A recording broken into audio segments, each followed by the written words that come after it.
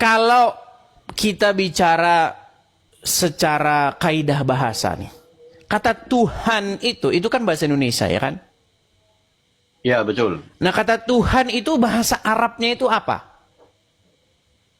Bisa berarti ilah, bisa berarti Rab. Nah, ada dua. Ada kata ilah dan ada kata Rob. Nah, dua kata ini diterjemahkan ke dalam bahasa Indonesia sebagai kata Tuhan. Nah, begini Ya, Pak betul. Kalam, saya mau beri informasi. Ini pendebat-pendebat Islam yang keras kepala batu macam Uncu PI itu mengakui bahwa Muhammad itu secara kaidah bahasa dia itu Robnya umat Islam. Sesat. Nah, kemudian siapa lagi? Daman Al-Mantiki. Kemudian Rifa. Kemudian Ya. Gus Wafi. Kemudian siapa lagi? Banyak, saya nggak bisa sebutin satu-satu tuh. Tidak boleh sesat itu ajaran sesat. Kan? Satu bilang sesat. Ya, memang kan jelas dalilnya. Jelas gimana? dalilnya di dalam Al-Quran. Kamu hanya boleh menyembah kepada mengabdi kepada Rab pemilik Ka'bah ini atau Rab negeri Mekah. Tidak boleh. Nabi Muhammad itu bukan Rab. Bahkan di dalam Al-Quran Nabi Muhammad itu tidak mampu mendatangkan kebaikan dan menolak keburukan. Itu jelas dalilnya di dalam Al-Quran. Berarti Yusuf PI yang mengatakan bahwa Muhammad itu Robnya umat Islam sesat. Ya. Jadi semua pendebat Islam yang mengatakan Nabi Muhammad itu Rabnya, maka dia sesat. Lihat ya. Ya, itu saja yang ingin saya sampaikan. Itu yang ingin saya sampaikan dan tidak usah saya terlalu lama, Pak Edis.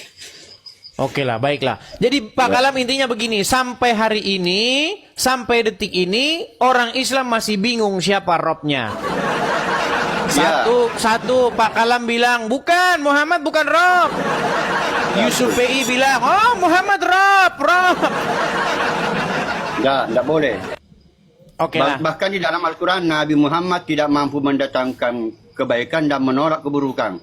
Jelas dalilnya dalam Al-Quran. Tapi dalam hadis itu Muhammad itu mampu memasukkan orang ke dalam surga loh. Harus dibatalkan berdasarkan ayat Al-Quran. Karena Muhammad ya setiap apa namanya dia mengatakan sesuatu, oh kamu masuk surga. Ini dijamin masuk surga, sahabat ini dijamin masuk surga. Bahkan ada 10 sahabat yang pasti masuk surga, betul? Ya, dan bahkan Nabi Muhammad kan melanggar perintah Allah dalam Al-Quran. Menyampaikan sesuatu apa yang dia tidak tahu. Nah, itu kan Muhammad melanggar yang sesuatu. termasuk itu memelihara pengkur, maka dia tidak tahu itu. Sama dengan membuat benteng-benteng pertahanan antara Salman Al-Farisi dengan Nabi Muhammad. Malah Salman Al-Farisi yang lebih tahu membangun benteng pertahanan sewaktu perang. Jadi makanya begini Pak Kalam. Karena Muhammad mengatakan begini, barang siapa yang taat kepadaku, maka sesungguhnya dia telah taat kepada Allah, betul?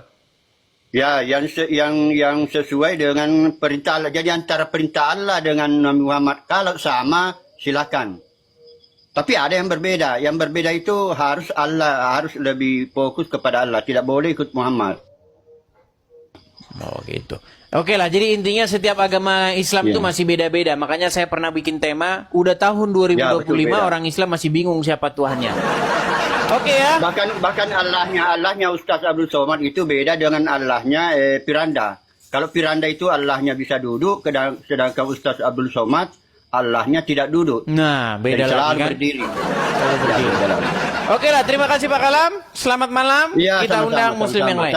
Saya dukung Anda. Terima kasih Pak Kalam. Oke, saya turunkan ya Pak Kalam ya.